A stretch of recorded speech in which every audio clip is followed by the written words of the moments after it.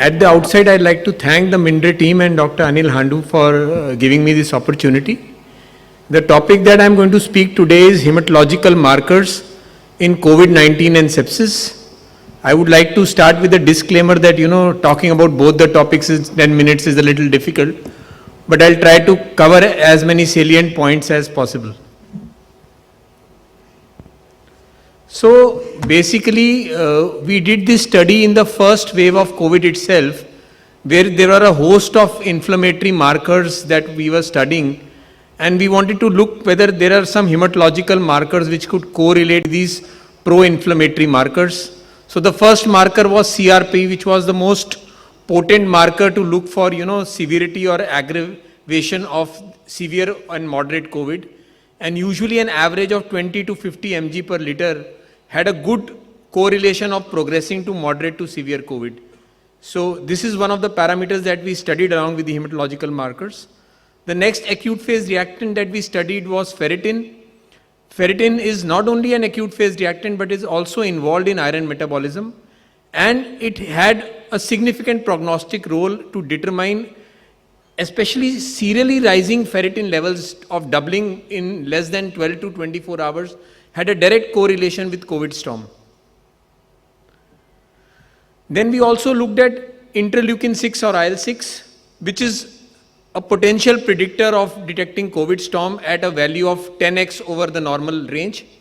And at a cutoff of 24 pg per ml, it showed an initial excellent assessment for progression to moderate to severe disease. We also looked at lactate dehydrogenase. This is an important marker. It has got a 6-fold increase odds of developing severe disease at a high level and had a 16-fold increase in odds of mortality in severe COVID disease. So LDH was the single most important marker in predicting mortality in COVID patients. And last but not the least, we also correlated with D-dimer, which was also, apart from being a pro-inflammatory marker, was also a pro-coagulant marker. And its meaningful prognosis was at a cutoff of 2 mg per liter.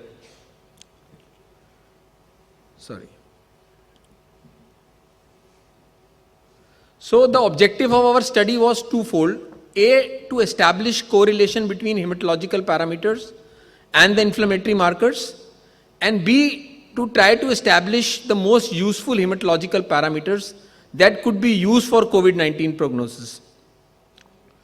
So the materials that we used here were, we did the CRP and LDH using Cobas Integra, ferritin using Abbott Architect chemiluminescence system, interleukin 6 using the Beckman axis. This pointer is not working. Okay. D-dimer using the Vidas, RT-PCR using Biorad CFX96 amplification system and ZBO extraction, and last but not the least, CBC with retic count using Mindray BC 6800 plus. So what we adopted was a simple 4-step methodology. In step 1, patients who were RT-PCR positive for COVID-19 were selected in the scope of study. In step 2, we only took patients who had got both CBC and the 5 inflammatory markers done. All the other patients were excluded from the study. Step 3, we also asked for the history of corticosteroid intake, and the group was further filtered to include those patients who had not taken steroid, because steroid itself leads to neutrophilic leukocytosis which shift to left, and we did not want to bias our study with the effect of corticosteroid.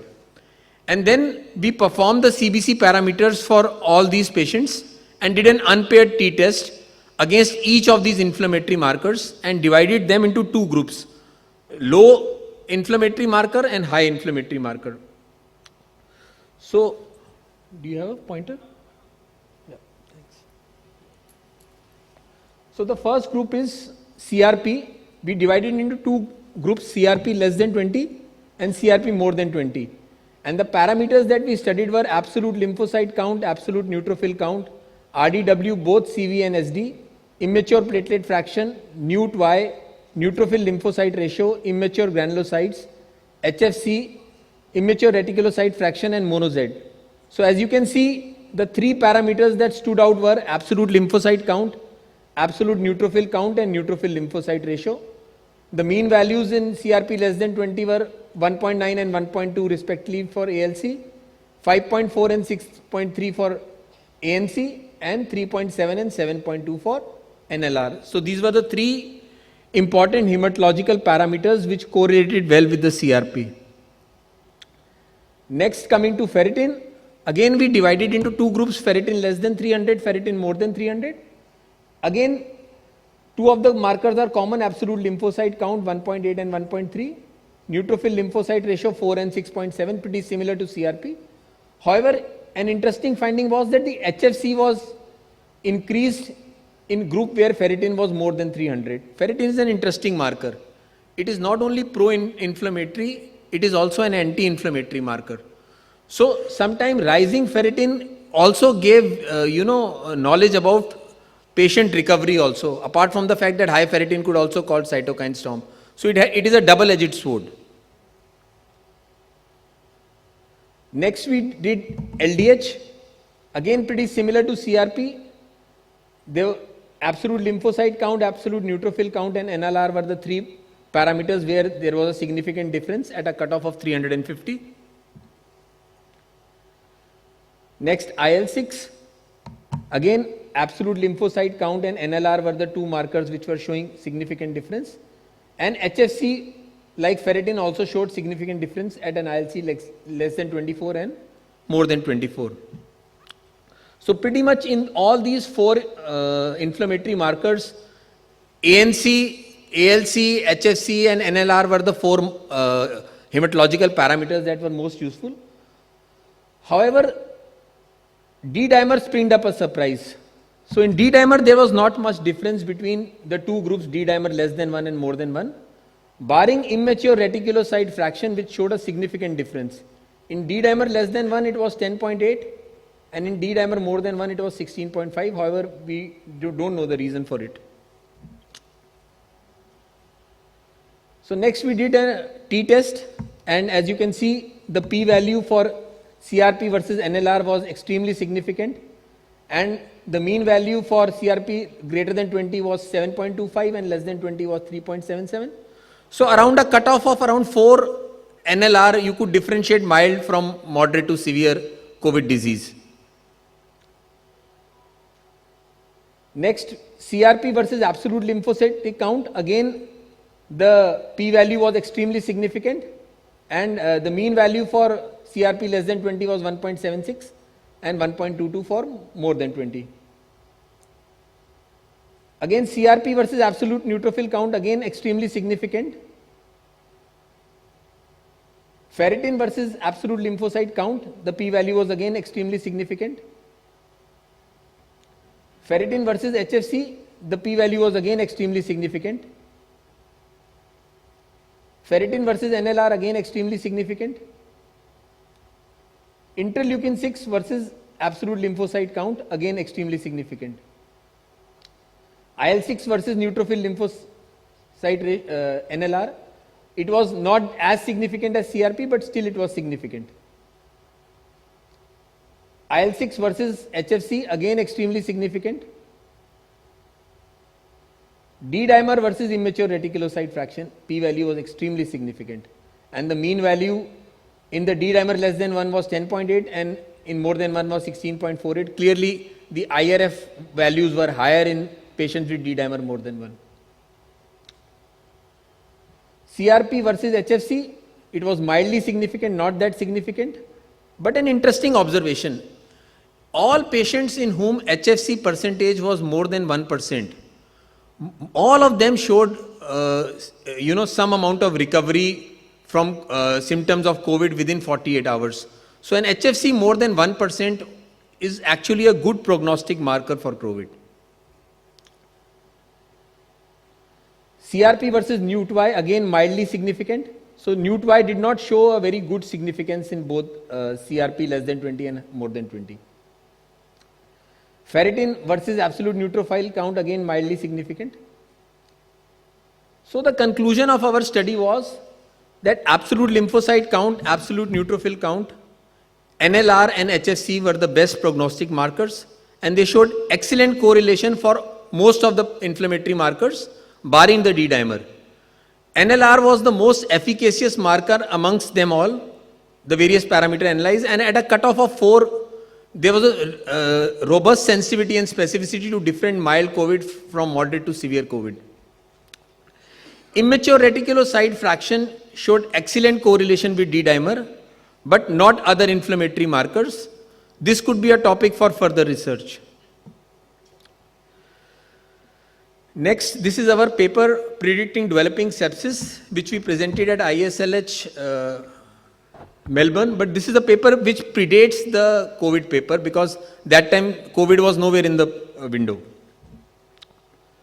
So what we did here was, the object of this study was to evaluate novel hematological parameters like NUT-Y, mono-Z, NLR and IMG, and to try and see if any of them could differentiate bacteremia from septicemia, and also to assess if any of these markers could predict severity of sepsis, or it could be used a marker in treatment or prognosis similar to procalcitonin. So again, the material that we used were, we did the procalcitonin using Mindray CL96I, the hematological parameters using Mindray BC 6800 plus, and blood culture using bacillard from bioMérieux. So what we adopted was again a 4-step methodology.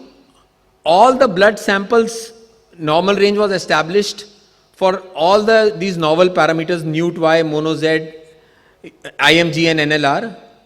And then all patients of pyrexia who had given both CBC and blood culture were included in the study.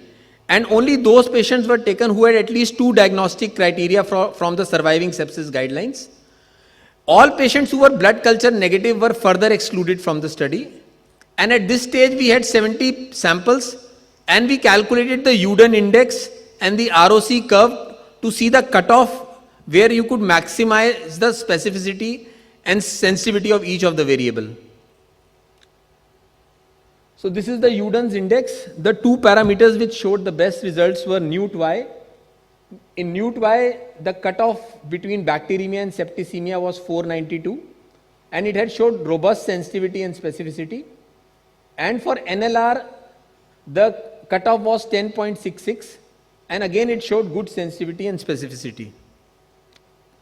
So coming to diagnostic sensitivity and specificity, the diagnostic sensitivity of NUT-Y was 100 and specificity was 93%, whereas the diagnostic sensitivity of NLR was 86% and specificity was 100%.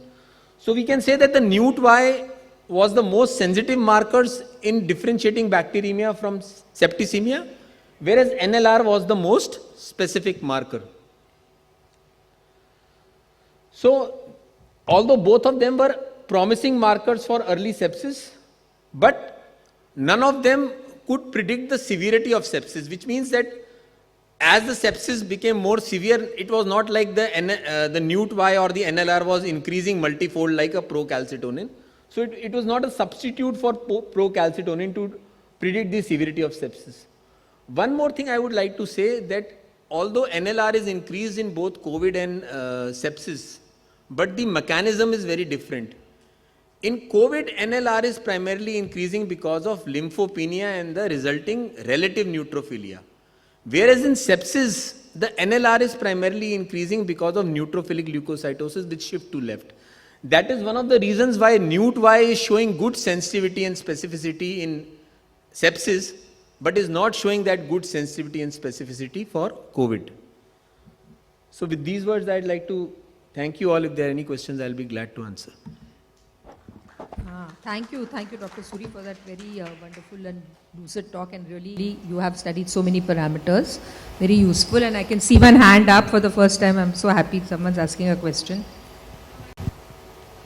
Hello, I'm Dr. Ruchi. I'm the consultant hematologist in Toprani Lab, Baroda. Actually, I just want to add on one more point to this. One of the very earliest marker in COVID-19, that is eosinopenia. Yes. That is very, very common at this very early phase that eosinopenia develop. When the absolute value count is less than 20, we should suspect sepsis or a COVID-19. In COVID, this last 2 years, we were like, we got samples from 2 COVID centers to our lab. and each and every patient, they had 0 count of eosinophils. Eosinophils. So that was the major draw. We saw that in many patients, and it was a case like in our lab also, somebody does CBC from our staff, and that is eosinopenia. That means he should or she should go to the home. It is like a very early marker, and it should be included. I agree. Yeah, that's right. Eosinopenia is a very age-old marker for sepsis, but have you validated it and have you found the significance? Yeah, I've and have you got a validated few it? articles related Because to it. mostly it's anecdotal. People do notice, and it is noticeable, but one needs to work it up and establish a significance basically. But it's a helpful clinical marker, no doubt. Yes, Madam Mamta Soni.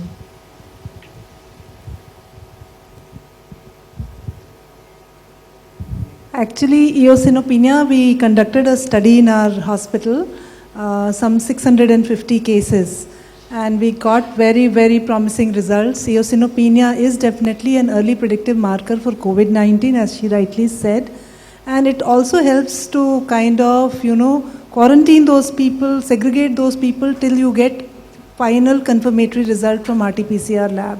And this paper has been published in IJLH. So yes, it has been objectively validated. Other than eosinopenia, also RDW. Red cell distribution with also the same paper, I think I took a study on some 700 samples, patient samples. That is also published as a letter to editor in IJLH. And it is a promising prognostic indicator for COVID-19 infection. So these two, and of course D-dimer. D-dimer also, we published the study in diabetic and nephropathic journal, because it was very, very kind of predictive, especially in diabetic patients. And we got similar results like Dr. Suri, more than 2 is kind of a predictor for a negative prognosis. I mean, these patients don't do all that well.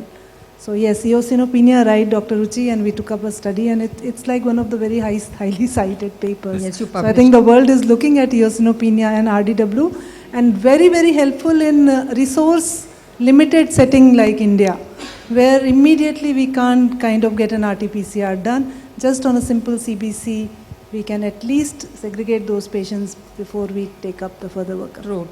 Very Thank true. you. Yes. We read your paper also. Dr. Ruma. Yeah, further to eosinopenia, neonatal sepsis. Absolutely, I depend on eosinophils. If eosinopenia and you have the band cells, please, that baby is septic, definitely. And there are certain permutation combinations we have all worked out. Less than 5 days and more than 5 days, but eosinopenia is one thing which has to be there before you call it a septic baby also. So besides COVID, you have other conditions, and especially neonates. Thank you. Thank you. I think Dr. Suri, your talk has generated a lot of questions. Sir and wants a lot to of ask. interest. Anybody else? Dr. Mishra. I must compliment him for this excellent study during the COVID period, where nothing else was happening. So I just have one suggestion, that you have done bivariate analysis. Why don't you do a multivariate analysis of all the variables? Pardon, sir? Come again, sir. I said you have mostly done bivariate analysis, saying one is superior to the other in terms of identifying something, sepsis or no sepsis. So why don't you do a multivariate analysis of your different parameters? You're talking about the sepsis study, sir? Or the COVID study, sir? Like come up COVID with some algorithm between COVID all studies, these sir? parameters. Because you see, whenever Multivariate, you seem to do a multi- in the second study, you showed your objective. The objective was very nice. In the first study, you have multiple parameters, and you have just compared two parameters at one time. No, sir, we compared everything. We are only showing you the ones that were significant. Yeah, I understand, but you haven't done a multivariate analysis of the different parameters. No, sir, I am not comparing an inflammatory marker to another inflammatory marker. I am comparing the inflammatory marker to the hematological markers. So we've done a plethora of hematological markers. That's exactly what I'm saying. So you are trying to show the significance between two markers, and you are calculating the p-value between two parameters at one time. Yes, sir. So if you do a multivariate analysis, the statistical strength of multivariate analysis is far superior to bivariate analysis. Okay. So since you have studied so many parameters, why don't you do a multivariate analysis and see which are the two markers which are significant, and those are the two you recommend to be done. There may be a third or a fourth marker which may be beneficial, but in the multivariate analysis they may be losing out. But between two parameters, one may be superior to the other. Okay, so we'll apply another statistical tools. Also, maybe all the most significant parameters can be taken together and a kind of algorithm derived, like one figure can be calculated, so it becomes easier. No, we have calculated cutoff points for Agreed. everything. For everything. Yeah. But So- also there is a way in which you can probably take all the parameters and do some kind of statistical studies, the most significant parameters, and come up with some statistical calculation, which if which you can see above this is positive is sepsis, but it's more specific because you're taking so many parameters into consideration. I mean, wonderful work done, so it can culminate in that. Yeah. Thank you. If time permits, can I ask a question? Yeah, please. Yeah, nice presentation, Dr. Suri. Actually, it's about COVID-19 and the parameters which you have discussed. So I would like to know what is your experience about D-dimer, because many a times the patient recover from the disease and clinically they are fine, but it is the investigation D-dimer results which keep on bothering them, and it takes a lot of time in coming down. And to my experience, like what I have realized, there is a lot of variation from place to place. Like a sample goes to one lab and then goes to another lab, and there is a lot of variation, and it also depends upon the instrument. Right. So would you like to comment on like what could be the factors which are affecting, and the patient is more worried about D-dimer rather than being about clinical symptoms? So two things. D-dimer can of course be elevated for sometimes more than a month after the patient recovers. That is a known phenomenon. But more importantly, there is a large amount of variation in the D-dimer across labs, primarily for two reasons. The major challenge in India is actually a pre-analytic challenge, because you know that in coagulation you need to take the sample, separate the plasma within 2 hours, run it or freeze it. But the way this B2B industry runs, sample taken at 9 o'clock in the morning, reaches the main lab at 6:37 in the evening. By that time, the D-dimer values will automatically be elevated. I can give you anecdotal evidence of my own cousin, who in Gurgaon got from a B2B lab. All their family got elevated D-dimer. I asked them to go to Medanta next day, give the sample. Everybody's sample was normal. So this is one part of the story. The other part of the story is D-dimer, unfortunately, is available across multiple technologies. You can do a D-dimer as an immunoturbidometry. Yes. You can do D-dimer as an alpha. You can do D-dimer through coagulation analyzer as well. Now, all three technologies are totally different. So, if I run the same D-dimer sample across all three platforms, even within my own lab, I will get three different values.